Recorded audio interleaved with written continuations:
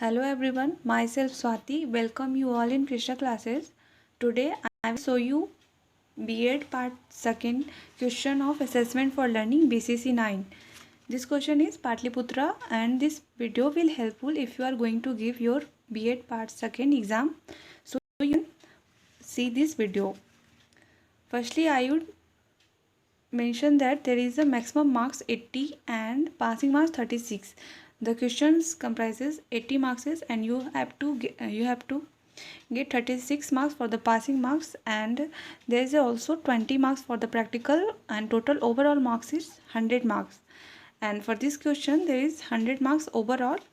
So now start this video. Before starting I would like to say that if you want to achieve highest marks or you want to achieve maximum marks in B.Ed exams, so you can also take a tips from me that how you write an answer in B.Ed so that you can get the highest marks. And in this video I will give you an example so that you can also achieve highest marks like me. So let's start the video. In this question there is three sections: section A, section B or section C. In first section there is total 8 questions and you have to write only 5, and each question is 10 marks. So the question is comprises 10 marks, so you must have write 3 to 4 pages maximum. Let's see first question. Explain the term measurement and evolution. How are these terms related? Explain giving relevant example. First question is what is measurement and evolution. So I will show you how to write your answer so that you can get the highest marks. So let's see how you can write in B.Ed exam. This is the format of writing answers. First question is, see here, the first question is explain the term measurement and evolution. measurement and evolution क्या है, आप उससे क्या समझते हैं और इससे क्या रिलेशन है, अब आप यहाँ देख सकते हैं कैसे लिख सकते हैं. तो सबसे पहले writings you can use measurement explanation.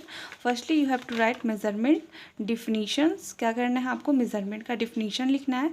then आप एग्जाम्पल भी लिख सकते हैं. मेजरमेंट के डिफिनीशन के बाद different educationalist has defined measurement. अब मेजरमेंट को बहुत सारे एजुकेशनलिस्ट ने भी डिफाइन किया, जैसे अकॉर्डिंग टू कैम्पबेल. तो आप इसमें उसका डिफिनीशन भी ऐड कर सकते हैं. तो इस तरह से आप 2-3 एजुकेशनलिस्ट को भी लिख सकते हैं. और हाँ, इस क्वेश्चन आंसर राइटिंग में आप 2 कलर्स पेन यूज कर सकते हैं, एक ब्लू और black, so that your copy is looks more effective. तो आप इसमें क्या करेंगे कि इस सारे क्वेश्चंस इतने जो मेजरमेंट का डेफिनेशन और एडुकेशनलिस्ट लिखने में आपको टोटल 1 पेज लेना होगा. आप 1 पेजेस में उसको पूरा लिख सकते हैं मेजरमेंट के बारे में. और सिर्फ कॉपी को भरना नहीं है, आपको क्या करना है, पॉइंट बना करके अच्छे से लिखेंगे तो आपको मार्क्स अच्छे मिलेंगे. फिर इसी क्वेश्चन में है कि इवोल्यूशन के बारे में भी है, तो इवोल्यूशन का भी आप डिफिनीशन सेम लिखेंगे. डिफिनीशन लिखने के बाद कुछ एग्जाम्पल भी ऐड कर देंगे. फिर नीचे same different educationalists has defined evolution. अब डिफरेंट एजुकेशनलिस्टिक्स क्या डिफाइन किया है इवोल्यूशन के बारे में, आप उसको भी लिख सकते हैं. तो सबसे पहले जैसे अगर कोई एग्जाम्पल है, तो जैसे कि according to Thorndike and Hagen, Thorndike और हैगन ने किस तरह से इवोल्यूशन को एक्सप्लेन किया है, तो आप उसको इन्वर्टेड कॉमा में लिख सकते हैं. तो अगर आप यहाँ पर ब्लू और ब्लैक पेन यूज़ करते हैं तो इससे क्या होगा कि जो एग्जामिनर है, जो चेक करने वाला हो, उसे इस कॉपी से काफ़ी ज़्यादा अट्रैक्ट होगा, बिकॉज आपने जो आंसर राइटिंग किया वो काफ़ी इफेक्टिव वे में लिखा है. तो इसमें भी आपको 2 पेज लिखना होगा, और इसमें 1 पेज, इसमें भी 1 पेज, टोटल 2 पेज हो गया यहाँ पर. फिर नीचे है कि इसमें एक और क्वेश्चन बोल रहा है कि हाउ दिस टर्म रिलेटेड.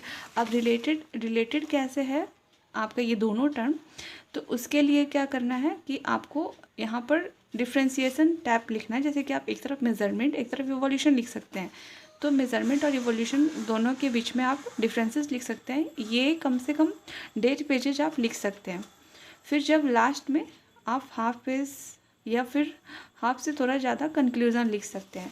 तो अगर आप इस तरह से लिखेंगे तो आपको मैक्सिमम मार्क्स 10 में 9 या 8 मिल जाएंगे, जिससे आपको काफ़ी अच्छे मार्क्स B.Ed में अचीव हो जाएंगे. तो अब नेक्स्ट क्वेश्चन देखते हैं कि सेकंड क्वेश्चन क्या है.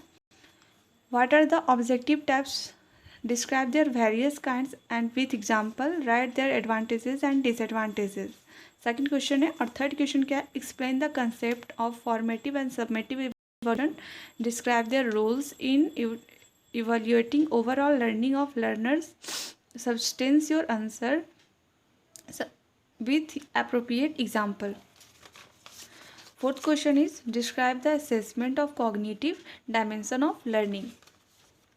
Fifth question is what are the different tools to access qualitative aspect of learning? Describe any one in detail. Describe the general steps of a test construction.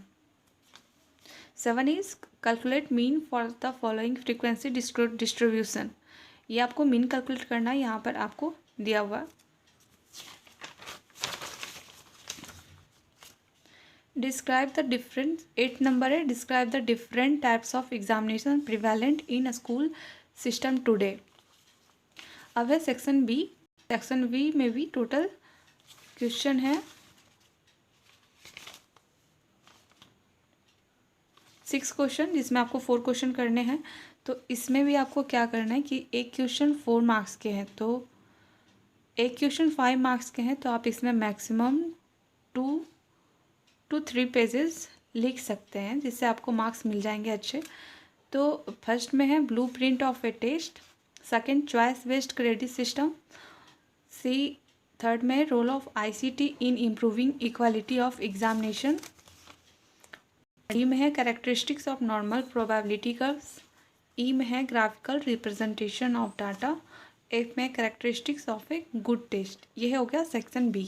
Last में है section C. Section C में आपको answer करने हैं, जिसमें 1 marks for each. तो इसमें 1 word क्या है, क्योंकि ये ऑब्जेक्टिव है तो आपको 1 वर्ड में ही लिखना है। तो सबसे पहले है the most stable measure of central tendency is.